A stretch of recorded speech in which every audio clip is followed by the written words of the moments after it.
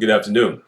Please allow me to recite Heidelberg Catechism question and answer number 48. It asks, but are not in this way the two natures in Christ separated from one another? If the manhood is not wherever the Godhead is, it answers, not at all.